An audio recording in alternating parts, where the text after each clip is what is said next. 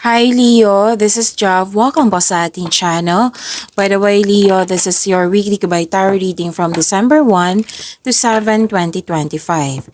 Gamitin ang reading na ito bilang gabay lamang kung naka-resonate kayo, comment down. Tandaan Leo, ito ay channel reading, kunin nyo lang po kung ano ang naka-resonate sa iyo. This is for you Leo.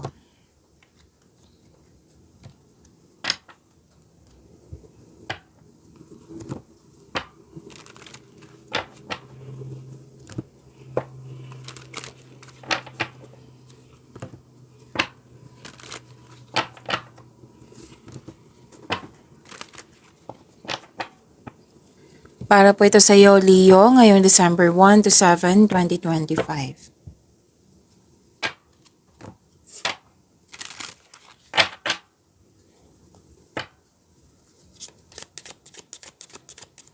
Angel number para kay Leo ngayong December 1 to 7, 2025.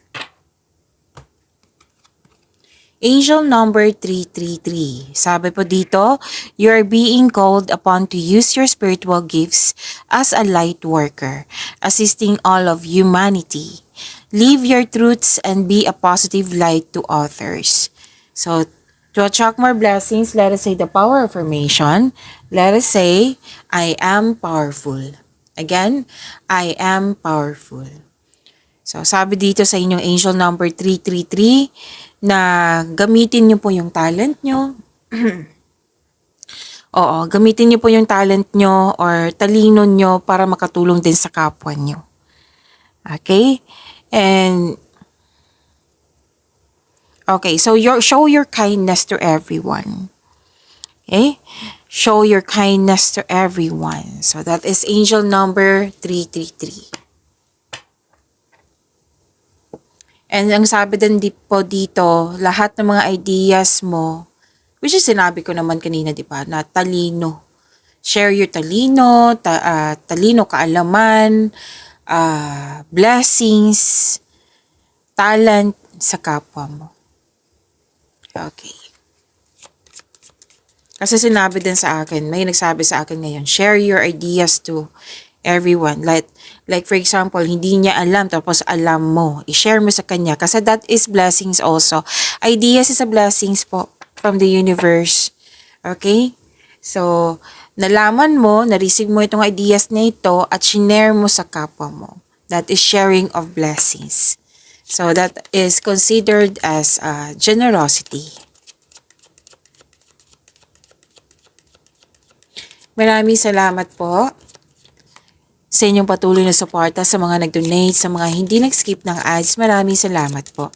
Sa mga hindi pa nag-subscribe, subscribe na po kayo at click bell notification para malaman nyo na may bago tayong video. Para sa mga gusto magpa-reading po, comment po kayo ng personal reading. Again, comment kayo ng personal reading and check my reply sa comment section.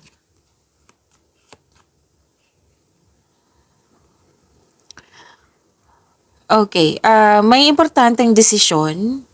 May importanteng ganap sa passion mo. May biglaang pagbabago po. This is new beginning ha. Dalawang card po mismo nagsabi dito. May biglaang pagbabago na huwag kayong mag-alala kasi makasuporta to sa inyong growth and expansion. May asikasuhin kayo sa malaking building. May ending with new beginning. At may... Okay. So, may end of contract, may bago ding kontrata. May nakita kong ganyan eh. Oo. So, yan po.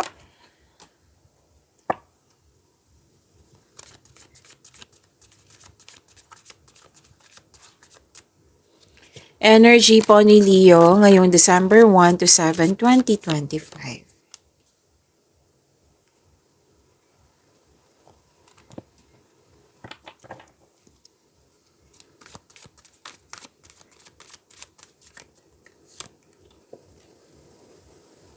Para sa mga bago dito, kung may napansin kayo na repeating message, yan po yung pinupush ng card sa inyo. Like for example, nanood kayo sa inyong monthly, first half of the month, daily, at dito din sa inyong weekly. So monthly and first half of the month of December, napanood nyo na ba, Leo? So, yan po. Kung may napansin ko na repeating message, yan po yung pinupush ng card sa inyo na kailangan yung bigyan ng atensyon, solusyon, at aksyon kung maaari po.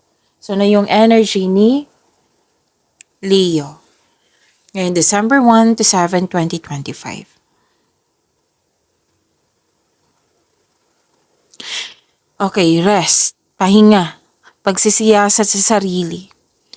Nagkaramdam ka ng pagod or walang pahinga, pwedeng stress or nagkaroon ng anxiety. Kung hindi po kaya, mag-ask po ng help, okay? And pwede din na pero lalaban ka pa rin dito eh. Nagpahinga ka, tapos babangon ka ulit, lalaban ulit. Yan. Ikaw ay nagpapahinga. Ikaw ay nagpapahinga ngayon upang makapag-isip na mabuti para makapaghanda or magpagaling. So this card asks you to relax, calm your mind, and reflect. Sleep and meditation ay kailangan po.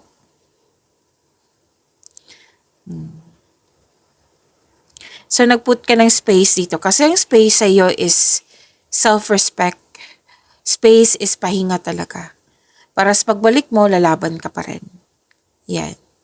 Wala naman ng pagsusuko dito eh. Pahinga lang. So, sabi ko naman sa inyo halos araw-araw, sa inyong lahat na kung pagod, pahinga. Kasi kung hindi ka magpapahinga, mas lalo kang mabibigatan yan. Like stress, mas mapapagod kayo. Hindi kayo magiging productive. Kasi pagod eh. So, tama tong gagawin mo na mag-rest muna. Ang pagpahinga po ay nakapagbigay ng increased productivity and a healthier mental state.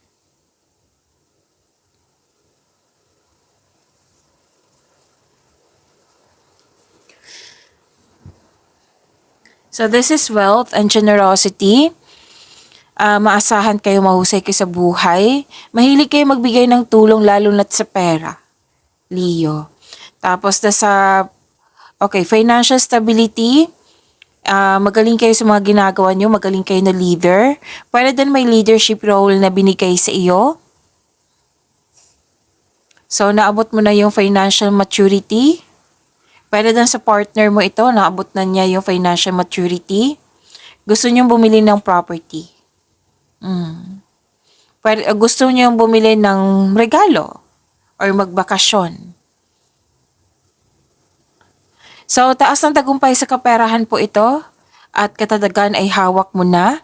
So, may parating na kasosyo or may magbigay ng puhunan sa iyo upang tulungan ka pagkamit sa iyong layunin sa buhay.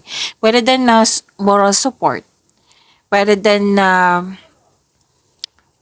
sharing of ideas. Yung sinabi ko kanina dito, si angel number 333. Lumabas po siya dito.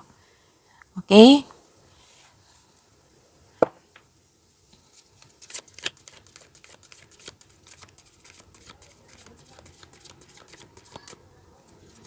Career and money po ni Leo.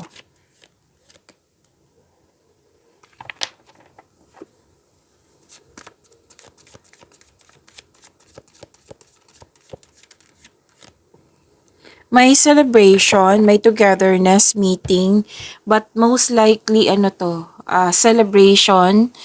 Pwede din magpapatayo ka ng structure, dalawang card na mismo nagsabi dito. Or magpapatayo ng negosyo. And, so may ganap na celebration ha, may natapos kayong gawain. Yes. May gantimpala kang matatanggap, maaring mana ito, promotion or recognition. So, magpapahinga pa rin to eh. After namang matapos sa mga ginagawa mo dyan, magpapahinga ka, magbabakasyon ka. Pwedeng nangyari na ngayon. Kung kailan nyo to napanood.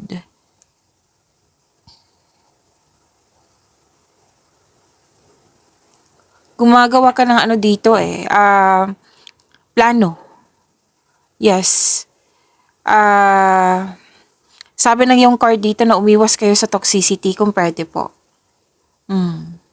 Umiwas po sa toxicity. Okay, so lumabas agad. This is about your love life, self-love, partnership, and romance.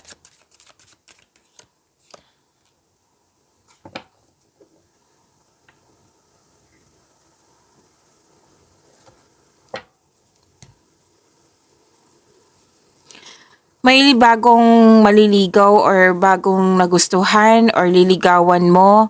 May ligawan. Pwede din bagong pasok sa relasyon. Pwede din naka-receive ka ng conditional love. Kanina pa to na may bago kang kaibigan or kasamahan din na maganang loob mo sa kanya. Pwede you love yourself more.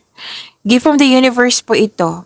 The divine is offering you a new love. May parating na bagong pag-ibig which can arrive in many forms. Yung sabi ko kanina, self-love, new relationship, new connection sa isang tao na magbibigay sa iyo ng love, peace, and happiness sa iyong buhay. Sa mga relasyon dito, renewal of love, mahal na mahal niyong isa't isa, masaya kayo, nagkaroon ng positive emotions flow. May nakita ko ditong buntis or the arrival of a new baby.